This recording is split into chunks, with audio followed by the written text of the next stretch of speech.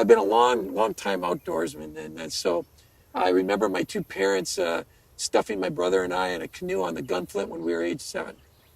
And so I've been using the Boundary Waters and the Quetico Wildernesses since that age and every year. And my kids have learned those same sets of skills. I believe that when you take a look at the resources we use, whether it's copper or steel, even the gasoline in our engines, we're using natural resources, and we have a responsibility then in terms to get those resources in a manner that's sustainable and environmentally friendly.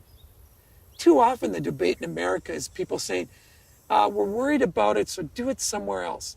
Yet, they pick up their iPad, they carry their shotgun or rifle with, copper bullets, you name it.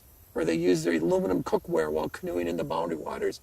But they don't want to address the fact that they use those resources and they must be obtained.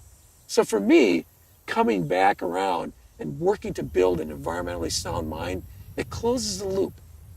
When I was working at the Department of Natural Resources, I actually learned how to harvest wild rice. When you get out there and you're harvesting the rice and the grains are falling in the canoe, and then you move it into something that's processed and in your food, you really develop a close relationship with the land.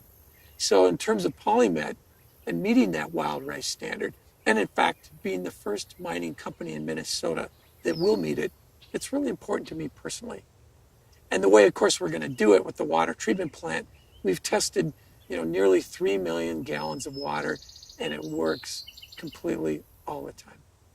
My transition moving from the regulatory into the private sector and finally for a mining company was about giving back. When I look at the iron industry, it supported my grandfather, my dad, myself, and countless others like it.